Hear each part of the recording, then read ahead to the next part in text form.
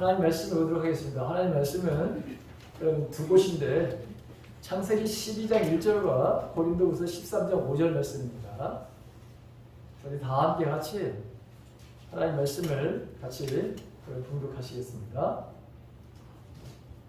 다 같이 시작. 여호와께서 아브라함에게 이르시되 너는 너의 고향과 친척과 아버지의 집을 떠나 내가 네게 보여줄 땅으로 가라. 아멘. 자, 신약 고린도후서 13장 5절입니다. 다 같이 시작. 너희는 이름 안에 있는가? 너희 자신을 시험하고 너희 자신을 확증하라.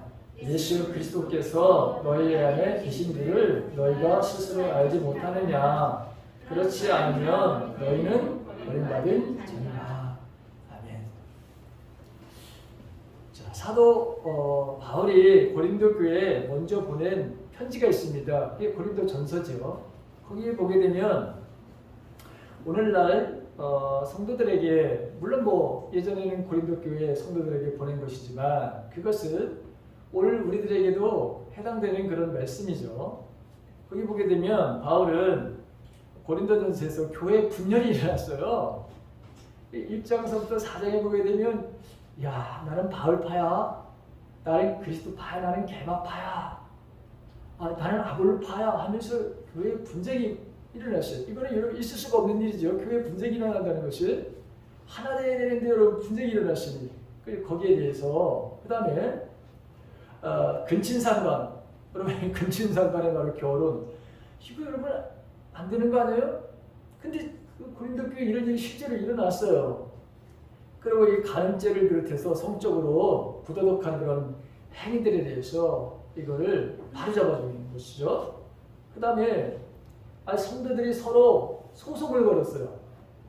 그래서 세상 법정에 가가지고 이거 좀 판가름 해달라고. 있을 수가 없는 일이다 이거는. 어떻게 해? 아니 너희들 그렇게 지혜가 없느냐? 그걸 하나 구별하고 그걸 하나 분별할 그런 바로 사람이 그렇게 없느냐? 아니 어떻게 너희들이 세상을 이렇게 심판하고 판단하고 분별해 줘야 될 사람들이 세상의 법정에 가가지고 이걸 판단해 달라고 하는 것이 이게 있을 수 있는 일이냐? 그럼 안 된다. 그런 얘기도 이제 6장에서 하고 있고, 그 다음에 이제 결혼 문제, 결혼. 여러분 오늘날도 결혼 문제가 이게 보통 심각한 게 아니잖아요, 그렇죠? 이거 뭐 이혼서부터 시작해서 결혼 이런 문제, 이런 문제도 다루고, 그 다음에 하나님께서 주신 여러분 영적인 말에 여러분 은사가 있잖아요. 그 은사를 잘못 사용해가지고 여러분 그냥 이렇게 설교 시간에 말이죠. 어떤 사람이 벌떡 일어나가지고 나 지금 예언의 은사가 임했다고 해가지고 그냥 일어나가지고 뭐 이야기를 한다든가, 아니면 방언으로다가 그냥 뭐 예배 시간에 대표 기도를 시켰더니 말이죠. 방언으로 해버리네? 그럼 어떻게 되겠어요 여러분? 이런 문제들. 자, 그 다음에 이 우상 제물에 관한 문제들, 우상에게 바친, 그 당시에는 여러분 이 제물이 고기가 다 신전에, 그러니까 우상을 섬기는 걸 신전에 들였다가 그게 시작으로 나왔거든요. 근데 이걸 어떻게 할 것이냐? 야, 괜찮아. 뭐든지 믿음으로, 응? 믿음으로 그걸 먹으면 아무런 이상이 없어요. 근데 또 내가 그런 우상의 제물을 먹는 것을 보고 믿음이 연약한 사람들이 실족하게 되면 차라리 고기를 먹지 않는 것이 좋겠다. 뭐 이런 그런 얘기에서부터 시작해서, 그 다음에 제일 중요한 문제, 사람이 죽고 나면 어떻게 되느냐 이거예요. 어떻게 되느냐. 응? 이 부활의 문제. 주님이 곧 오실 것 같았었는데 점점 뭐예요? 죽는 사람들이 생기기 시작했단 말이죠. 공동체 안에서. 그럴 때 그런 문제를 가지고 부활이 있다 없다 막 그냥 그 안에서 혹신각신막.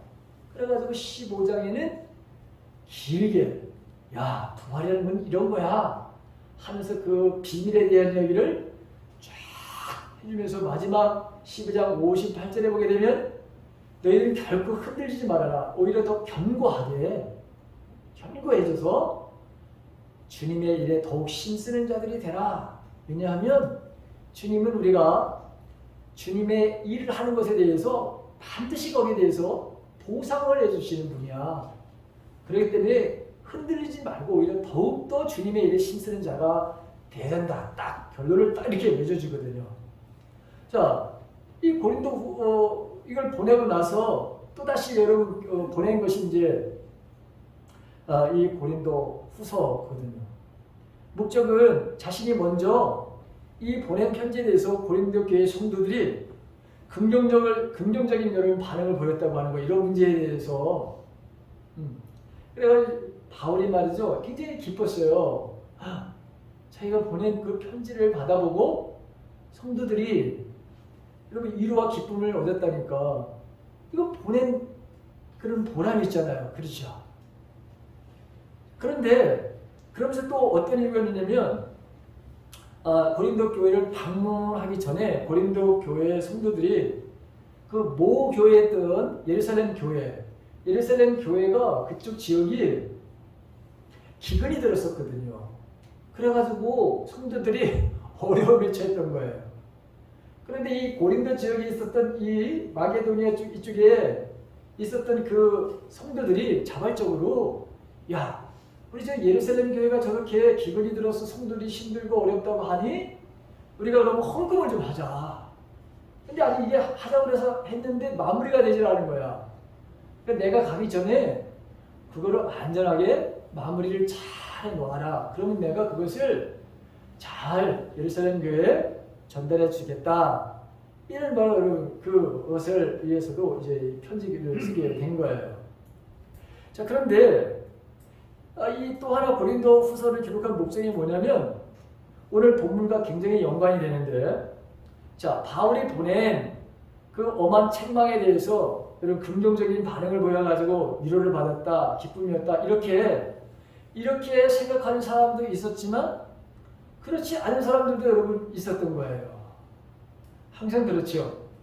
복음의 말씀을 선포하지만 그 복음을 받아들이는 사람이 있는가 하면 그 복음을 언제든지 배척하는 사람이 있잖아요. 사도 바울이 그렇게 딱 보냈더니 일부 사람들이 어떤 반응을 보냈냐면, 야, 너 네가 진짜 사도냐? 이렇게 반발을 했어요. 왜 그랬냐면 사도 바울은 예수님의 12제자에 포함됐었나요? 안 됐었나요? 안 됐었어요. 그렇죠?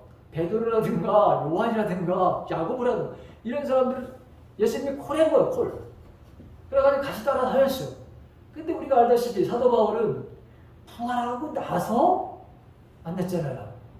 그래서 예수님이 내가 너를 이방인의 사도로 내가 너를 불렀고 너는 앞으로 저 로마라고 하는 그런 황제에 가가지고 그 황제 앞에서도 복음을 전해야 되는 사명을 너를 받게 되잖아요. 근데 이게 하나님께서 주님께서 주신 이 사도인데 우리는 너를 인정 안 하겠다는 거예요. 너 추천서 있어? 도대체? 누구한테 추천서를 너 받아가지고 사도라고 너 칭하고 다니는 거야? 이렇게 말해서 이거를 거부하는 사람들이 있었어요. 자, 그러니까 이제 이 바울이 고린도 교회에 대해서 내가 이제 가게 되면 그렇게 나에 대해서 이렇게 비방을 하거나 나를 인정하지 않은 사람들을 내가 더 이상 그대로 두지 않을 것입니다. 이렇게 13장 1절에서부터 4절에 기록이 나와 있습니다. 자, 이런 말을 배경으로 오늘 이제 본문을 보시면 오늘 본문에서 말하는 것이 너희가 믿음이 있는가 너희 자신을 시험하고 확증하라 이렇게 되어 있죠. 여러분 보십시오. 자, 바울은 여기서 너희들이 자신을 살피지 않고 도리어 나에 대해서 지금 비난하고 공격을 하는데 야, 그게 올바르지 않은 방법이야. 너희들이 정말 믿음이 있다면 너희들이 지금 믿음이 있다면 나한테 그렇게 하지 않아야 되는 거야. 이렇게 여러분 지금 반박을 하고 있는 거예요. 여러분 항상 저도 여러분 항상 느끼는 것이지만 정말 사람들은 자기 자신을 잘 모를 때가 많아요. 근데 자기 자신을 안다고 하는 것은 굉장한 정말 여러분 굉장한 사람이에요. 자기 자신이 누구인지를 알고 산다고 하는 것은 그래서 여러분 스님들은 평생 동안 벽을 쳐다보고 여러분 평생 앉아가지고 가부장처럼 내가 누군가 하다가 여러분 죽잖아요. 그렇다니까 여러분. 그러면 나중에 하나님의 부르심을 받을 때 나 지옥 갑니다 이러고 가는 거예요. 아니, 성철 스님이 진짜 그랬다니까. 제 얘기가 꾸며낸 얘기가 아니라 그 유명한 여러분 뭐예요? 물은 물이고 산은 산이로다 이렇게 말했던 그분이 성철 스님이라고 하는 분인데, 자기가 마지막에 나는 사람들을 너무나도 속였다. 난 지옥을 갑니다. 그래서 여러분 지옥 갔어요. 그렇게 고백을 하고 그렇게 믿었으니까 저는 바로 지옥 갔다고 그렇게 생각하는 목사 중에 하나예요. 누가 뭐래도 이 불교인들이 우리 이거 유튜브를 보면 아마 큰일 나겠지만 딱 뭐 내가 믿는 진리를 말했을 뿐이에요. 여러분들도 공감하세요? 여러분들은 아니구나. 아니면 뭐 마셔야지 뭐. 자, 근데 자신의 발을 살피고 아는 거, 이게 여러분 세 가지가 있어요. 첫째는 뭐냐? 자신 스스로 여러분 내가 보는 거야. 내 자신을 보는 거예요. 그리고 남들이 나에 대해서 어떻게 생각하는가, 내가 지금 하는 이런 것들이 옳은가 그런 거에 대해서 들어보는 거예요. 그 다음에 세 번째는 하나님께서 보실 때 어떠한가 라고 하는 거예요. 왜 그렇죠? 나도 내 자신을 모를 때가 많아요. 그래서 여러분 소크라테스라고 하는 사람 내 자신을 알아라. 그 유명한 말을 했잖아요. 내 자신을 알아야 된다. 예수님도 그런 말씀을 하시죠. 야, 아니 너 눈에 있는 들보나 잘 봤으면 좋겠어. 남의 눈에 있는 그 조그만 티를 빼내려고 하지만 야, 네 눈에는 말이야 들보가 들어가 있단다. 들보가. 이렇게 여러분 말씀하셨잖아요. 자, 스스로 우리가 잘 판단이 안 됩니다. 그래서 남한테 여러분 물어보는 거예요. 근데 너무 남을 의식하며 살아가는 사람이 있지. 그렇다고 남들이 여러분 정확하게 그럼 판단해 주느냐? 아니에요.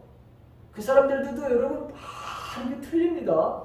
그래서 우리가 절대적으로 마지막에 걸러야 될 게 뭐냐? 그렇다면 하나님께서 나를 어떻게 보시는가? 이게 가장 중요한 거예요. 그래서 저는 항상 여러분 하나님 앞에 제가 기도해 온 것이 뭐냐? 주님, 내가 이렇게 하는 것이 주님 보시기에 합당한가요? 아니면 저 목사님이 아니면 저분이 저렇게 말하는 것에 대해서 저게 정말 하나님께서 옳다고 인정하는 것인가요? 그걸 항상 물어봐요. 왜? 너도 나도 다 옳다고 그러니까. 목소리 큰 사람이 이기는 세상이니까. 진리가 완전히 말이죠. 세상 가치에 확 눌려버리는 일들이 얼마나 많은지 몰라요. 그래서 저와 여러분들은 정말 하나님 앞에 물어봐야 되는 거예요.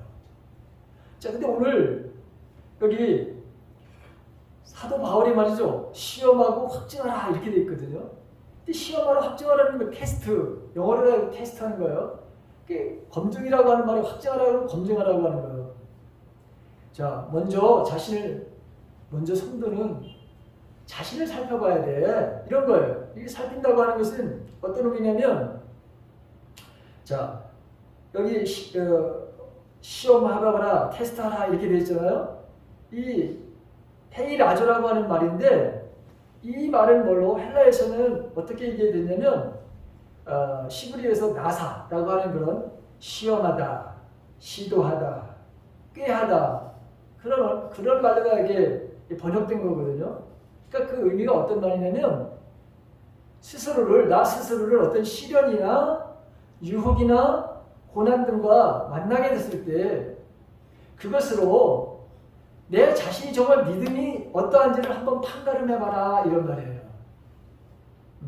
특히 성도들은 옳은 길에서 떠나도록 위협하는 그런 위험들이 얼마나 많아요. 그렇죠? 그랬을 때 과연 거기서 내가 제대로 하나님 앞에 반응을 보이느냐 그걸 한번 테스트해보라 라고 하는 말이에요. 그러니까 이게 사도 바울이 의도하는 게 뭐냐, 성도가 어떤 유혹과 시련과 고난 앞에서 섰을 때 그때서야 비로소 그의 믿음의 본 모습이 드러난다라고 하는 말이에요. 자, 우리가 잘 알다시피 그러면 그 시련과 고난 앞에 제대로 반응했던 사람이 우리가 읽은 구약 오늘 창세기 12장 1절에 나오는 누굽니까? 아브라함이에요. 아브라함입니다. 자, 여호와께서 아브라함에게 말씀하셨어요. 내 나라와 내 친척과 내 아비의 집을 떠나 내가 너에게 보여줄 땅으로 가라. 이렇게 명령을 내리셨어요. 그랬더니 아브라함이 4절에 보게 되면 아브라함은 여호와께서 말씀하신 대로 하란을 떠났습니다. 롯도 아브라함과 함께 떠났습니다. 그때 아브라함의 나이는 75살이었습니다. 이렇게 제가 세 번역을 읽었거든요. 여러분 보십시오. 여기 지금 내 나라와 내 친척과 내 아버지의 집을 떠나라. 여러분 지금 이 사람들은 목축업을 하는 사람이거든요. 양을 치는 사람들이에요. 그런데 자기의 울타리와 같은 자기를 보호해 줄 수 있는 여러분 나라를 떠나, 여러분 친척을 떠나, 유목민들은 몇 사람이 이렇게 어울려서 가축을 돌보고 그 다음에 어떤 다른 사람들이 이걸 빼앗으러 올 때도 여러분 여러 사람들이 가축을 지키고 보호하잖아요. TV 안 보셨어요? 그 유목민들, 몽골 유목민들에 대한 거 이렇게 한번 보십시오. 혼자 삽니까? 절대로 혼자 안 살아요. 3가정이나 4가정, 많게는 뭐 7가정 이렇게 가정이 모여가지고 가축을 기르면서 공동생활을 막 이렇게 하는 모습을 보잖아요. 그런데 하나님이 야, 너 혼자 떠나라. 그렇죠. 75세, 75살이에요. 최순식 집사님, 올해 연세가 어떻게 되시죠? 80이세요? 아직 80 안 되셨죠? 아직 총각이에요. 아직 총각이에요. 아직 총각이시죠. 어쨌든 나이가 75세인데 75세인데 그것도 딸리 식구가 있어요. 조카와 여러분 여기 보게 되면 여러분 롯이라고 하는 이 롯의 바로 부모님들은 다 일찍 돌아가셨네. 그러니까 아브라함이 큰아버지 백부야. 딸리 식구도 있는데 얘도 데려가야 되네. 누가 돌봐주지 않으니까. 예. 그런데 거기 또 이런 말씀 있잖아요. 집을 떠나 내가 너에게 보여줄 땅으로 가라. 이렇게 말씀하거든요. 아니 정해놓은 게 아니야. 야, 너 떠나가지고 야, 춘천에 가가지고 181번지 거기가 내가 정착지다. 그럼 준성군 남면 옛날에 181번지가 우리 집이거든요. 지금 춘천시를 그랬지만 여러분 그렇게 정해준 게 아니에요. 너 길을 떠나면은 집을 쌓아가지고 지금 떠나면은 내가 너한테 지시를 줄 거야. 내비게이션으로 오른쪽으로 쫙 2km 정도를 가라. 거기서 또 내가 말할 거야. 좌회전을 하라. 그럼 이렇게 내가 지시할 테니까 너는 내가 지시하는 땅, 내가 지시하는 곳으로 너는 가야 돼. 여러분 이게 이 말을 들었을 때 여러분들은 과연 어떤 반응을 여러분 보였을 것 같아요? 여러분들이라면 정말 여러분 이거 다 놓고 떠나라. 내가 지금 삶의 기반 다 닦아놨는데 여기서 이제 말년을 보내고 이제 죽음을 맞아야 될 75세에 하나님이 떠나라는 거예요. 근데 올바로 여러분 떠났어요. 그래서 믿음의 조상이 된 거예요. 보십시오. 어떤 시련과 유혹과 고난 앞에서 섰을 때에 그의 믿음이 바로 뭐예요? 온전하게 뭐예요? 드러냈잖아요. 이게 바로 여러분에게 시험하다는 뜻이에요. 이게 바로 제대로 된 믿음이라는 거예요. 그거보다 더 아주 큰 그런 유혹과 또 시련과 고난을 맞게 되죠. 여기서 끝난 게 아니라 우리가 잘 아는 창세기 22장에 가게 되면 어느 날 하나님께서 갑자기 잘 살고 있는데 또 여기 와가지고 정착을 해서 잘 살고 있는데 아브라함아 이렇게 부르시더니 갑자기 너는 사랑하는 아들 이삭을 데리고 모리아 땅으로 가라. 내가 너에게 일러주는 그 산에서 내 아들을 잡아 태워드리는 제물인 번제물로 바쳐라 이러는 거예요. 야, 이거 진짜 기가 막힌 일 아닙니까? 어떻게 동물을 잡듯이 아들을, 백세에 주신 아들을 배를 갈라가지고 각을 떠서 장작더미에 올려놓고 불을 놔서 태워가지고 완전히 살려서 나한테 바시래요, 하나님이. 야, 뭐 하나님 이런 하나님도 하실까? 그렇게 생각 안 했어요. 성경에 보게 되면 아브라함 아침 일찍 일어나 나귀의 안장을 얹었습니다. 아브라함은 태워드리는 제사인 번제에 쓸 장작을 준비한 다음에 이삭과 두 종을 데리고 길을 떠났습니다. 그들은 하나님께서 일러주신 곳으로 갔습니다. 만약에 여러분 일어나가지고 이거 사라하고 의논했다면 될 일일까 이거요? 이거 절대 안 됩니다. 이거 왜? 배 아파서 난 아들이 100세, 여러분 아브라함 100세고 사라를 말해 여러분 86세인가? 여러분 그렇게 90세 정도인데 여러분 나을 거거든요. 이걸 어떻게 여러분 제물로다가 바치는 대로 오케이 굿! 여러분 이럴 사람이 어딨어요 여러분? 에? 있겠냐고요 여러분? 제가 보기에는 아마 저도 아마 고민하고 이걸 해야 되나 말아야 되나 이거 하나님 말씀인데 도대체 그런데 놀랍게도 여러분 뭐죠? 정말 하는지 안 하는지를 내 명령에 순종하는지 안 하는지를 주님이 딱 보려고 하셨던 거예요. 진짜 무슨 말 잡아가지고 말이죠. 바치기를 원하시는 게 아니라 내 명령 앞에 아 정말 믿음이 있는 건가?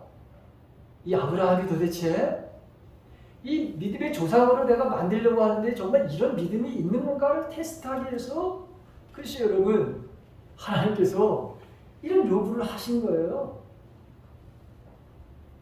자, 합격을 하는 것을 여러분 보게 되죠.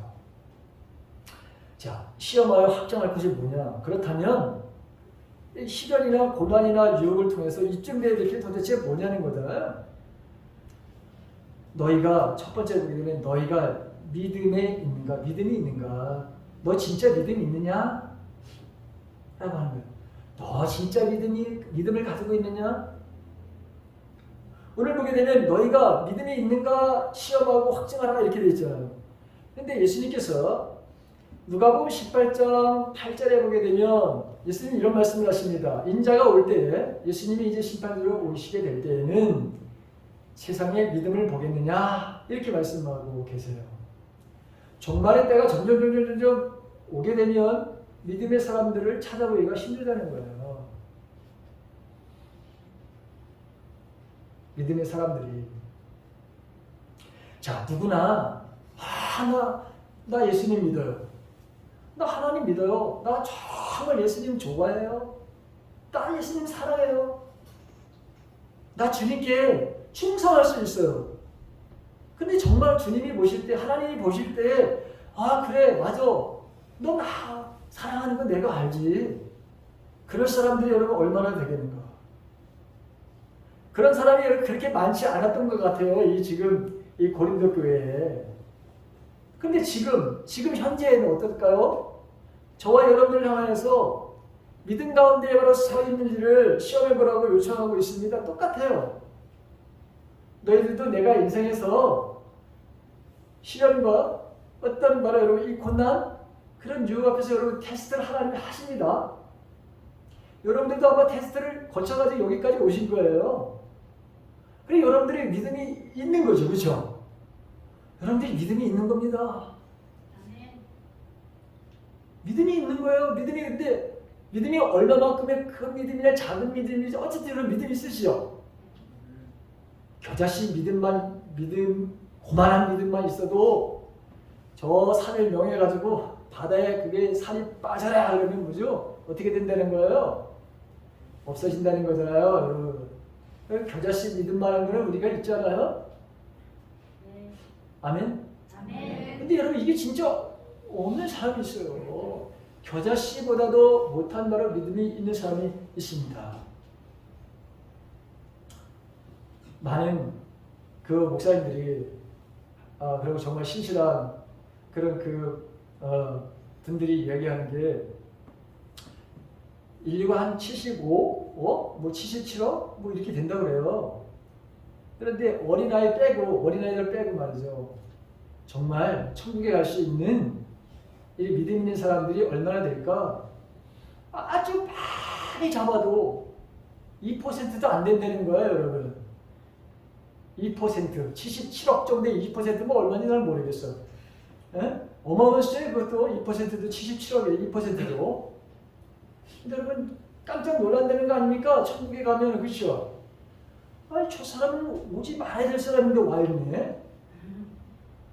근데 꼭 와야, 저분은 꼭 내가 생각하기에 그분은 꼭 여기 와야 되는데 지옥으로 가 있네. 네? 이런 일이 벌어진다는 거 아닙니까? 자, 만일 우리에게 확실한 믿음이 있다면 우리는 눈으로 보거나 우리가 느끼는 것, 그 어떤 것에 의해서 따라 우리가 생각하거나 우리가 행동하지 않습니다.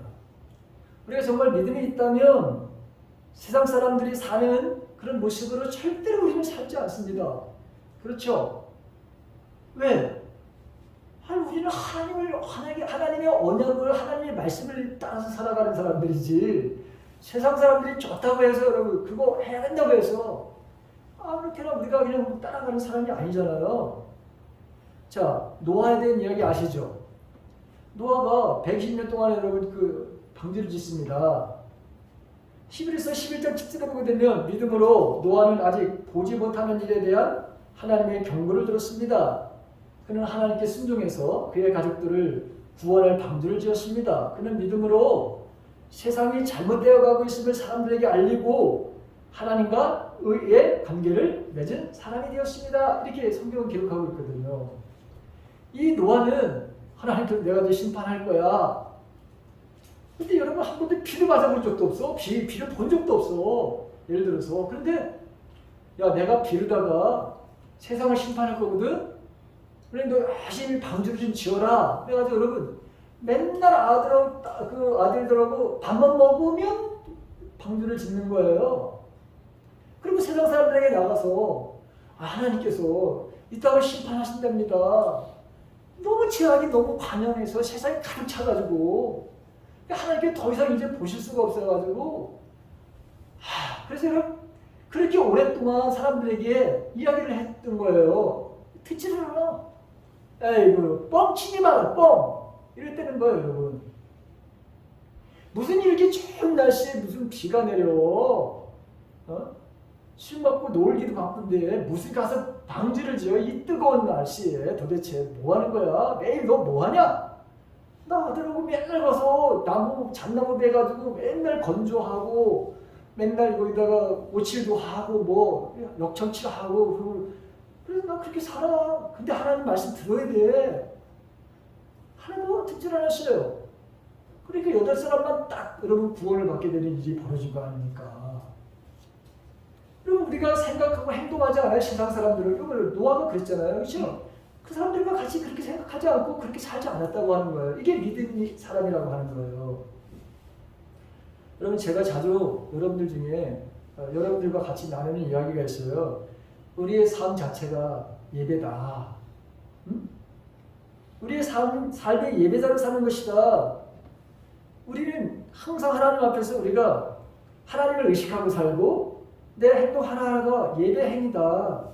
우리의 삶 전부가 하나님이 만드신 이 거대한 우주의 엄청난 예배당에서 우리가 예배를 드리는 것과 여러분 똑같은 거예요. 여러분 하나님의 입장에서 한번 생각해 보세요. 저 우주에서 이 땅을 내려다본다고 생각해 보세요. 그러면 여러분 이 우주가 얼마나 작겠어요, 그렇죠? 하나님은 이 우주를 또 여러분 얼마나 작게 보시겠어요? 그렇죠? 우리는 굉장히 크잖아요, 지구 이렇게 큰데, 예?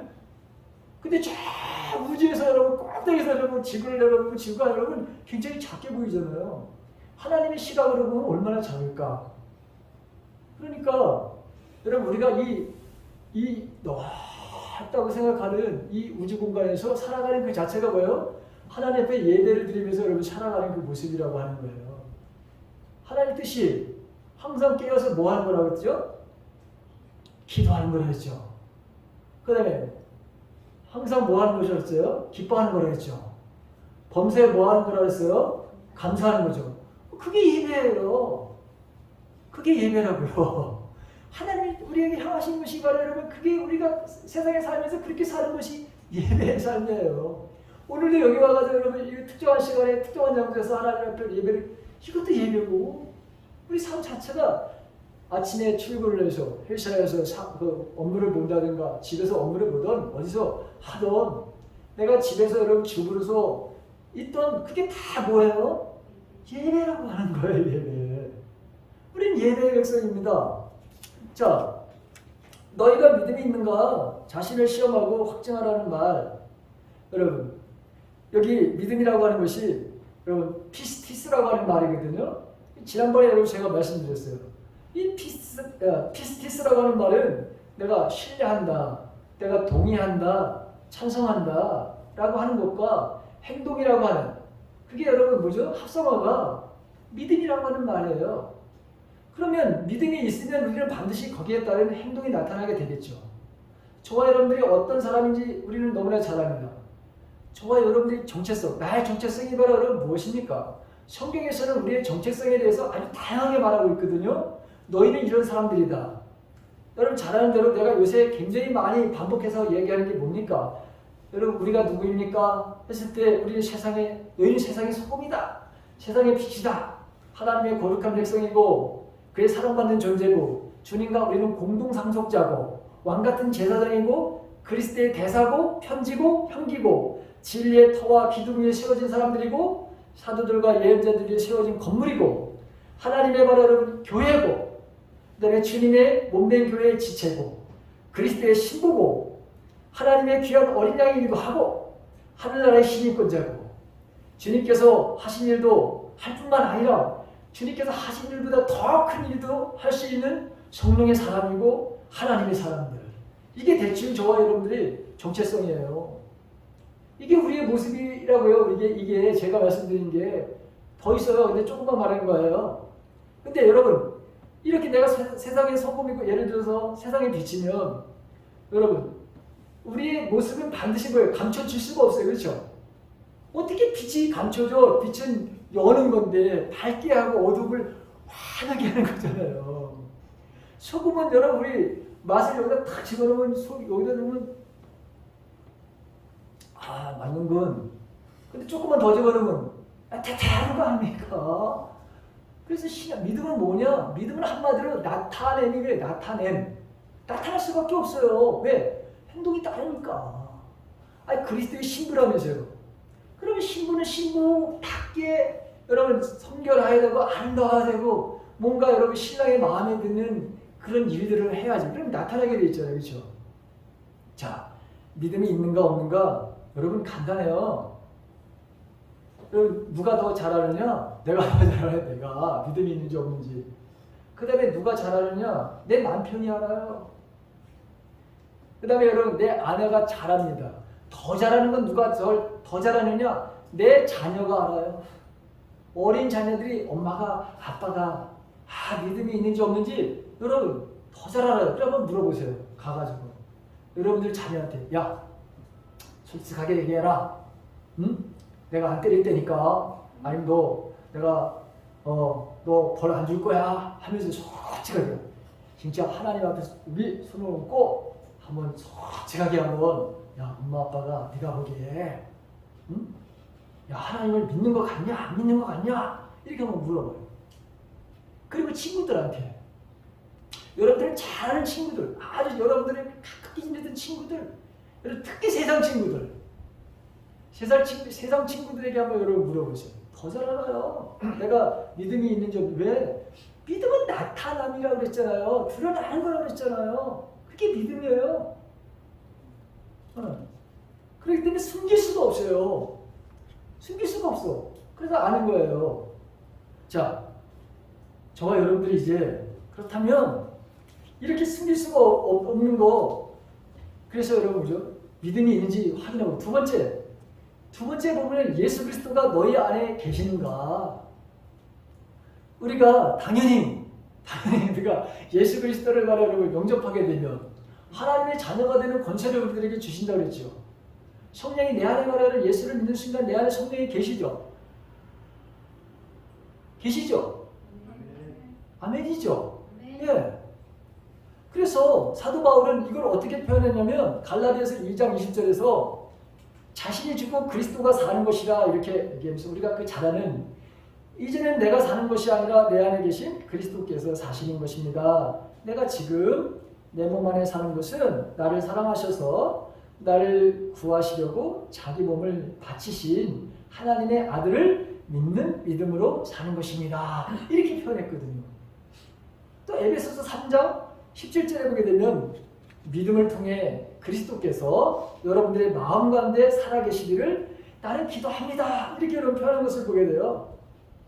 그러니까 예수 그리스도가 여러분 성령 하나님이 여러분 우리 안에 거처를 정하시고 거하시기를 누구보다도 바로 여러분 잘 그것을 원하시는 분이 예수님이신 것을 우리는 압니다. 고린도전서에서는 아예 성도들을 가르쳐가지고 야 너희들은 말이야 성령님이 하나님이 주님이 거하시는 그런 성전이야 이렇게 얘기하고 있잖아요. 그 다음에 요한사도를 통해서 요한복음에 보게 되면 주님이 야 내가 말이야 나를 사랑하는 사람 그 사랑하는 사람 그 마음속에 쏙 들어가가지고 그래서 나를 세상에 드러나고 싶어. 나를 사랑해서 내 계명을 지키는 그 사람 속에 들어가서 그래서 나를 세상에 그 사람을 통해서 나를 좀 드러내고 싶어. 이 소원을 꼭 좀 이뤄줘 라고 하는 게 예수님의 여러분 간절한 소원이에요. 오늘날도 마찬가지예요 여러분. 근데 문제는 사실 그러냐는 거예요. 네 마음에 삼위일체 하나님이 정말 계시느냐 주인이냐 정말 그리스도가 너 안에 있는지 이거 확인해봐라. 여러분 성경이 말하는 구원의 조건은 믿음이잖아요. 그렇죠? 그래서 지난번에 여러분 믿음에 대한 얘기를 했죠. 여러분 구원받는 사람들에서 하나님의 자녀로 바르게 살기 위해서는 거기에 합당한 믿음의 생활이 요구되는 것이죠. 그래서 바로 그것이 행함에 바른 문제입니다. 그러니까 예수님은 나를 사랑하는 자는 나의 계명을 지키는 자라 그렇게 얘기하셨잖아요. 그리고 예수님이 마태복음에서는 이런 말씀을 하십니다. 주여 주여 하는 자마다 다 천국에 가는 것이 아니란다. 뭐라고 말씀하셨냐면 내 말을 하나님의 말씀을 뭐 하는 사람이? 지키는 사람이 하늘나라 가는 거야. 아무나 가는 게 아니란다. 이렇게 말씀하셨거든요. 그게 뭐예요? 믿음대로 왜? 믿음은 내가 하나님이 나의 구세주입니다. 나의 창조자이시고 나의 최고봉이십니다. 라고 하는 그런 신뢰와 동의 플러스 뭐예요? 거기에 따르는 삶을 살아갈 때 그게 믿음이라 했잖아요. 그러니까 당연히 행위가 따를 수밖에. 자, 이러한 바로 여러분 정말 그리스도가 너희 안에 있느냐? 이 물음은 성도들이 스스로 신앙을 점검할 수 있는 정말 좋은 그런 바로 지침이 되는 것이잖아요. 믿음이 있으면 우리는 여러분 내가 정말 그리스도와 함께 있다고 하는 사실을 알게 될 것이고 당연히 알게 되죠. 그런데 만약에 이것이 확증이 안 되면 여기 버리운 자가 되리라 이렇게 되어 있거든요. 성경에 오늘 고린도 후서 13장 5절에 보게 되면 버리운 자라고 하는 게 뭐냐면 여러분 신금, 금을 바로 여러분 도가니다 7번 정도 들어갔다가 나왔다 여러분 7번 하면은 순도 99.9%의 바로 금이 만들어진대요. 나온대요. 그 불순물 그걸 그거예요, 여러분. 찌꺼기. 그 찌꺼기가 바로 여러분 그걸 버리는 거거든요. 이게 버리는 자예요. 자, 여러분 믿음이 없으면, 그러니까 주님이 내 안에 예수 그리스도께서 내 안에 여러분 계셔야지만 이게 바로 여러분 뭐죠? 구원받아. 그렇지 않으면 어떻게 된다는 거예요? 쉽게 말하면 지옥 간다는 거예요. 지옥 간다는 거예요. 근데 여러분 저와 여러분들은 지금 여기 믿음으로 와 앉아 계시는 거잖아요. 네. 그 여러분들 천국 가는 거예요. 네. 나는 확실히 갈 수 있어요. 그렇죠? 네. 여러분 그러니까 앞으로 내가 지옥 가나 천국 가나 이거 고민할 필요 없어요. 내가 여러분 믿음이 있으면 되는 거야. 근데 그 믿음을 항상 행위가 뒤따르는 바라고 그런 믿음. 입증된 바로 믿음이 필요한 거죠. 언제 특히 여러분 우리의 삶 속에서 시련과 고난과 고통과 유혹과 어떤 세상의 바라는 벼랑 끝에 선 그런 상황에서도 하나님은 나의 하나님, 주님은 나의 주님, 나의 구세주. 여러분 이것을 진짜 믿는 거예요. 그리고 여러분 그죠? 그렇게 살아가는 거예요. 여기 지금 하나님께서 살아계셔서 여기 나에게. 근데 우리는 여러분 그죠? 야 현수가 이게 어느 날 그러셨어요. 너 걱정하지 마라. 근심하지 말아야 된다. 그런데 이렇게 성경에서도 하고 하나님께서 우리가 다양한 방법을 하는데 만약에 우리가 하나님 나는 천성적으로 안 되네요. 아니 그 천성적으로 안 될 게 뭐가 있어. 예를 들어서 만약에 그래 계속 거부한다면 여러분 뭐예요? 이 사람이 바로 버린 자가 된다는 거예요. 얼마나 끔찍한 말입니까? 여러분 저와 여러분들은 겨자씨 많은 이름 다시 한번 여러분 확인하는데 믿지요? 아멘. 그러면 여러분 우리는 구원 받은 거고 천국 가는 것이고 두려워할 것 아무것도 없습니다 세상에. 아멘? 아멘. 예, 걱정할 필요가 없어요. 자 이제 말씀을 여러분 맺습니다. 자 믿음이 없이는 어느 누구도 하나님을 기쁘시게 할 수 없다 그랬죠. 네? 하나님께 나오는 사람은 그가 계시는 것과 그를 찾는 이에게 뭘 준다 그랬어요? 상을 주신다는 걸 이걸 진정으로 믿어야 된다 그랬어요. 자 그렇다면 이제 여러분 눈을 잠시 감으세요. 빨리 다 감으세요. 제가 이 시간 여러분들에게 여러분 묻는데 이것에 대해서 예스! 하고 하는 여러분은 믿음이 있는 거예요. 그리고 구원받은 사람들입니다. 주님이 내 안에 계시다고 하는 것을 100% 믿는 사람들이에요. 자 여러분들의 믿음은 어떤 믿음인가? 난 진짜 믿음인가? 아니면 가짜인가? 나도 속이고 내 자신을 남도 속이고 있는 것은 아닌가? 여러분 보십시오. 자 여러분의 믿음이 있는지 없는지 여러분들의 남편과 아내가 그 자녀가 그리고 여러분들의 특별히 여러분 세상 친구들이 더 잘 알 거예요. 한번 친구들이 나를 볼 때 자녀들이 나를 보면서 뭐라고 말을 할까 한번 생각해 보세요. 아빠 믿음이 있지. 그럼 확신이 생기면 여러분 믿음이 있는 거예요. 자 믿음은 반드시 행동이 따른다 그랬잖아요. 내 삶이 지금 힘들어요. 코로나 바이러스 어려워요. 이런 상황 속에서도 나는 하나님의 약속의 그 복을 믿고 여러분들 혹시 11조 생활 합니까? 그러면 여러분 믿음이 있는 거예요. 왜? 지금 여러분 하나님 언제나 우리에게 테스트를 한다 그랬잖아요. 하나님이 계신지 안 계신지 믿음이 있는지 없는지 그걸 제일 먼저 하나님이 확인하시는 게 뭔지 아세요? 그게 11조예요. 너 정말 나를 창조주 하나님을 인정하느냐? 가만히 여러분 생각해 보세요. 그 다음에 여러분 염려하지 말라고 했는데 염려 지금 하고 있으면 여러분 뭐예요? 나 믿음 없는 거예요. 불신앙입니다. 불신앙. 이거는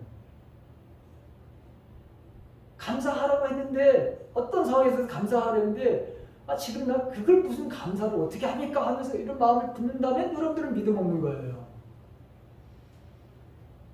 항상 여러분 기뻐하라고 그랬는데 여러분 그거를 내 마음대로 말이죠. 나 기분 상해가지고 기뻐할 수 없습니다. 한 달 있다 할 겁니다. 하나님 그때까지 기다리세요. 여러분 그 믿음 없는 거예요. 쉽죠? 너무 쉽잖아요 여러분.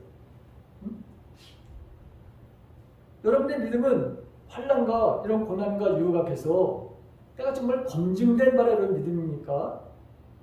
아니면 육체의 정욕과 안목의 정욕, 여러분 세상 살림살이의 자랑 앞에서 그냥 속절없이 무너지는 그런 무기력한 여러분 믿음입니까? 세상 사람들이 세상 여러분 살림살이에 대한 자랑을 늘어놓을 때 여러분들의 마음은 어떠십니까? 내가 그렇게 가지고 있지 못한 것에 대한 여러분 불만이라든가 불평, 원망?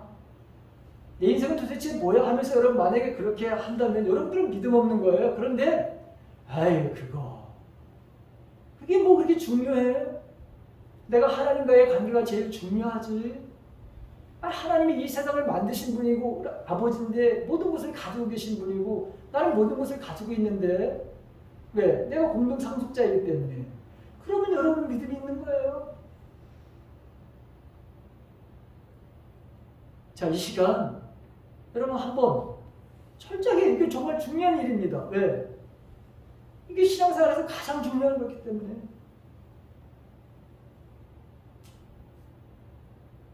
눈 뜨세요. 눈 뜨세요. 여러분 확신이 있죠? 아멘. 천국 갈 확신이 있죠? 아멘. 할렐루야. 한 가지 예언만 하고 설교를 마칠게요. 여러분 좀 힘드신 거 좀 아신데 어느 교회 목사님이 자기 새신자가 오잖아요. 새신자가 오면은 예배를 드리고 나서 반드시 이제 담임 목사님이 이제 교육을 하는 거예요. 근데 교육을 하는데 제일 첫날 하는 게 뭐냐? 성도님, 다음 주서부터 11절을 꼭 하십시오. 이거예요. 저는 왼쪽에 그래서 어이구, 아니 목사님 어떻게 처음 사람 보고 돈 얘기를 합니까? 그랬더니 그 목사님이 글쎄요, 나는 처음 보는 그분에게 반드시 이 첫 만남을 가지면서 내가 강조하는 것이 11조입니다. 이러시더라고요. 왜 그렇게 하시나요? 그랬더니 그게 가장 기본이 바탕이 되어야지만 그때서부터 신앙이 이제 성장하고 자라가는 것입니다. 왜냐하면 모든 것을 내 것이라고 생각했는데 창조주 하나님께서 이 모든 것을 창조하셨다. 내 것이 아니다. 나는 빌려 쓰고 있는 것이다. 그 충분하게 설명을 하는 거예요. 근데 처음에는 저는 그 이야기를 들었을 때 저 시험 들어서 나가 떨어지는 사람들이 없을까? 그리고 있을 수도 있겠다. 그런데 의외로 말이죠. 그렇게 고백해서 그 다음 주서부터 11조 생활을 하는 사람들은 굉장히 빠르게 성장을 하는데 그게 인정이 안 되는 사람도 있어요. 그래서 계속 이제 다니시는 거죠. 그러면 언젠가 다 떨어져 나가더라는 거예요.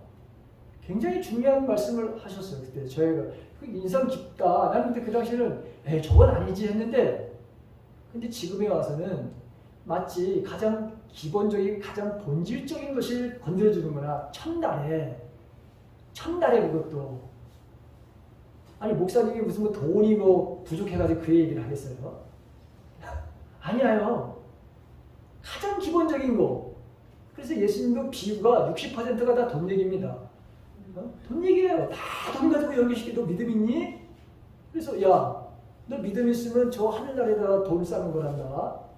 절대로 하나님과 물질을 겸하여 섬기는 사람이 이 세상에 아무도 없단다. 물질을 좋아하게 되면 하나님을 미워하게 되고 하나님 좋아하면 물질을 그렇게 소중하게 생각하지 않는데 물론 있어야죠. 여러분 무시하라는 게 아닙니다. 있어야 되는 거 알아요. 하나님 다 아신다니까 우리에게. 근데 우선순위가 어디에 있느냐. 무엇이 항상 제자리 하나님의 자리에 있어야 될 그것이 항상 우리 어떤 때는 물질이 됐다가 어떤 때는 자녀가 됐다가 어떤 때는 아버지가 됐다가 어떤 때는 할아버지가 됐다가 그리고 하나님은 최서열도 말이죠. 맨 우리 친척 꼴찌에다가 엎드렸다가 어떤 날은 제일 앞에다 갖다 놨다가 이게 뒤죽박죽 하면서 믿음이 있는 겁니까 없는 겁니까? 이건 믿음이 없는 거예요. 이런 사람들은 찌꺼기가 돼서 버려지는 것과 똑같은 것이다. 이 얘기예요 오늘. 여러분 너무 잘 알아. 우리는 내가 믿음이 있는지 없는지. 그러니까 저와 여러분들이 너무 이제 내가 구원 받았지 분명히 확신을 갖고 내가 죽으면 어떻게 되나? 여러분 지금 우리 저기 젊은 그 집사님들이 어머니 아버지 여기 교회 다니시는 분들에서 제일 걱정하는 게 뭐냐면 구원의 확신이에요. 구원의 확신. 그리고 제일 두려워하는 게 여러분 뭐죠? 죽음이잖아요. 죽음. 그 죽음 앞에서 나는 오늘 당장 죽어도 나는 천국 갔습니다. 할렐루야. 지병수 집사님, 나는 오늘 죽어도 하나님 앞에 여러분 갈 수 있는 그런 믿음이 있으시죠?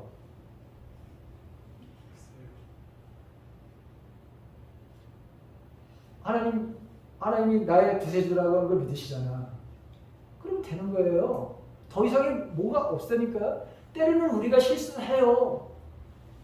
여러분 저도 얼마나 실수를 많이 하는지요. 그런데 하나님 우리를 말해 또 용서해 주시고 기회를 주시잖아요. 우리가 윤리적으로 도덕적으로 판단해서 우리를 의인으로 여기시는 게 아니란 말이죠. 믿음을 보시고 그렇게 살아가는 그 모습을 보시면서 그래 너는 됐어 이렇게 인정해 주시는 거예요. 그게 한문으로 여러분 칭의야 칭의. 어렵다고 여겨주시는 거예요. 우리를 그렇게. 그래서 우리는 천국 가는 거예요. 이거 윤리적으로 도덕적으로 완전한 사람은 세상에 없습니다. 그래서 우리는 천국 가는 거예요. 이 믿음이 있으면 여러분 다 끝나는 거예요. 여러분 더 이상의 필요 없어요. 뭘 더 우리가 노력해야 되고 뭔가 더 해야 되고 아니에요. 온전한 믿음을 가지고 있으면 당연히 거기에 나타나게 돼 있어요. 행함에 대한 삶이 드러나게 돼 있어요. 하나님 그걸 보시는 거야. 그러면 오케이야. 그래서 여러분 저와 여러분들이 조금 더 이제 구원의 문제에 대해서 내가 구원 받았나 못 받았나 이거 가지고 고민하지 않기를 간절히 바랍니다. 네.